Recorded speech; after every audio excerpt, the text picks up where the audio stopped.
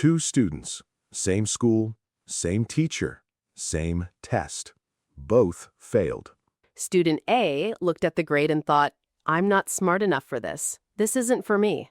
Student B looked at the exact same grade and thought, I haven't figured this out yet, but I will.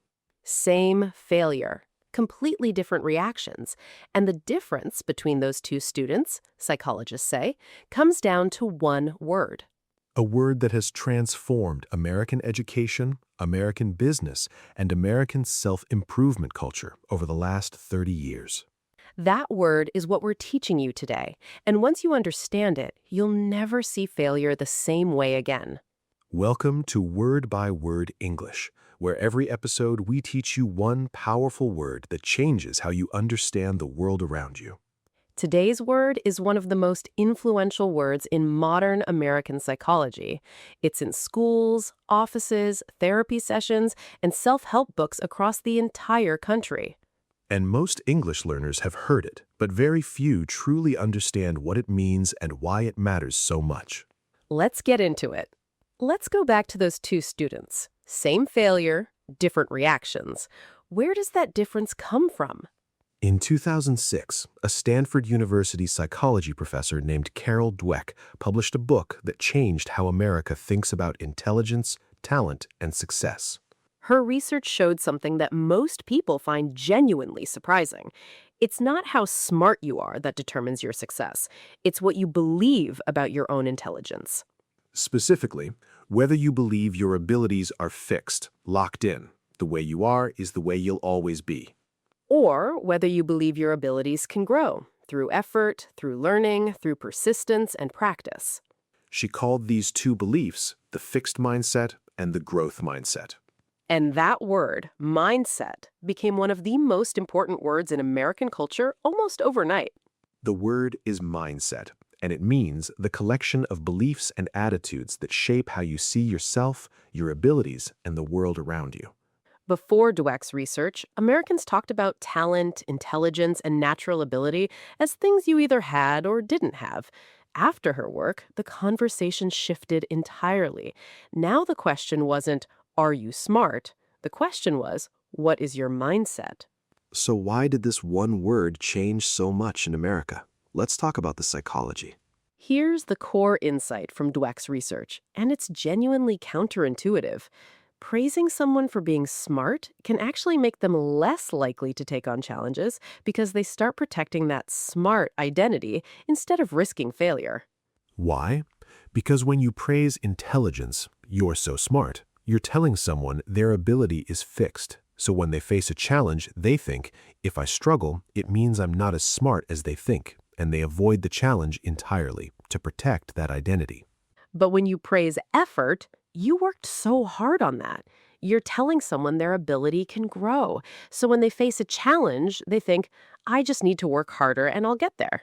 Fixed mindset says, I failed the test because I'm not smart enough. Growth mindset says, I failed the test because I haven't mastered this yet. That word yet, 3 letters, is one of the most powerful additions to any sentence in American education today. Teachers are literally trained to add yet to a student's, I can't do this. You can't do this yet. And this psychology, this belief that ability is developable, is deeply connected to the American dream, the idea that anyone from anywhere can build something through persistence and hard work. Mindset is the word that explains why some people believe that and others don't. Let's look at 3 real situations where Americans use this word. Situation 1, self-improvement and personal growth. I've been working on my mindset lately, trying to stop seeing setbacks as failures and start seeing them as learning opportunities. This is extremely common in American self-help culture. Mindset has become the foundation of how millions of Americans talk about personal development. Situation 2, in the workplace. We need to shift our mindset on this project. Instead of focusing on what went wrong, let's focus on what we can do differently. In American offices, mindset is used to redirect teams from blame to solutions. Situation 3, in education and parenting. I'm trying to raise my kids with a growth mindset. I want them to see challenges as opportunities, not threats. American parents and teachers use this word constantly when talking about how children approach learning and difficulty. Notice, mindset is always about belief, not behavior. It's not about what you do, it's about how you think about what you do. And that distinction between behavior and belief is exactly what makes mindset such a powerful and uniquely American concept. Tell us in the comments, would you describe yourself as having a fixed mindset or a growth mindset? Be honest, we want to hear your thoughts.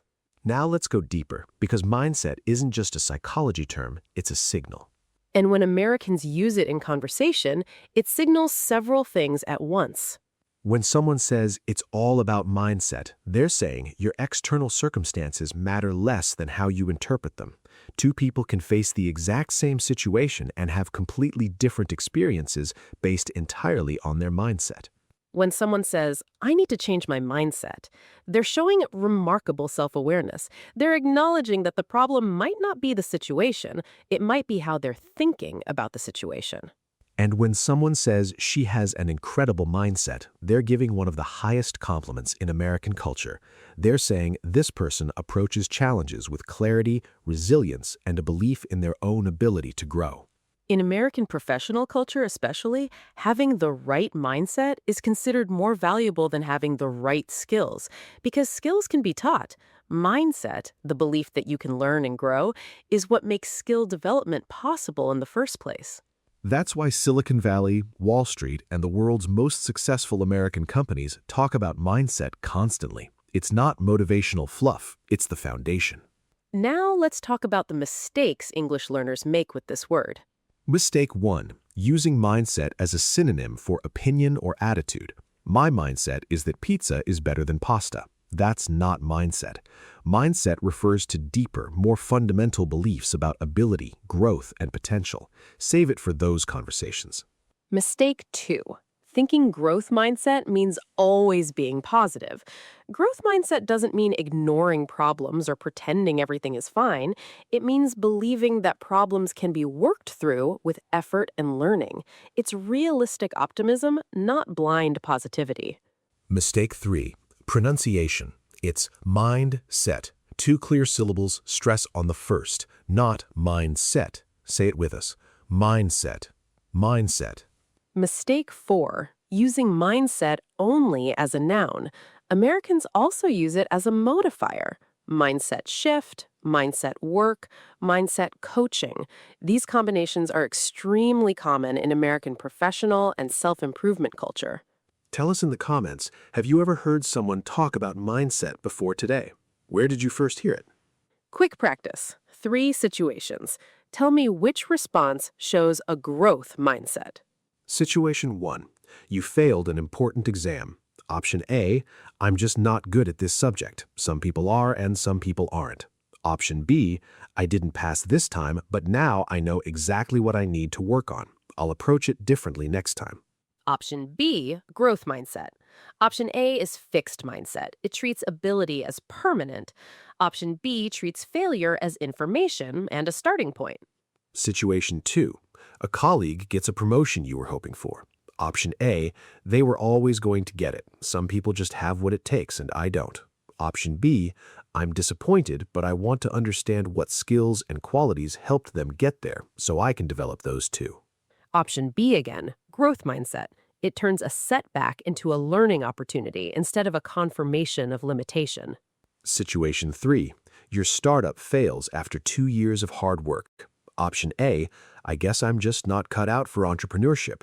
Option B, this didn't work, but now I know exactly what not to do next time. That knowledge is valuable. Option B, failure as information, not confirmation of limitation. That's growth mindset in action. And interestingly, this is exactly how the most successful American entrepreneurs think. Most of them failed multiple times before they succeeded. Now your turn. Fill in the blank out loud. I used to have a fixed mindset about this, but now I'm working on seeing it as this. Think about something real in your life. Write it in the comments. We read every single one. 2 students, same failure. One saw a ceiling, one saw a starting point.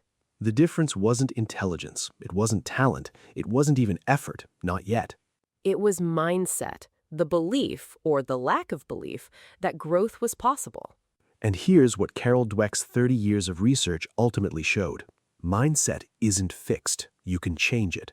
The belief that you can grow is itself something you can learn. Which means the most important mindset shift of all is simply this: believing that a mindset shift is possible. Today, you learned one word, but really, you learned something about how belief shapes everything, how the story you tell yourself about your own ability determines what that ability becomes. Subscribe to Word by Word English, because next time we're breaking down a word that Americans use when they want to describe someone who never gives up, no matter what life throws at them. See you in the next one.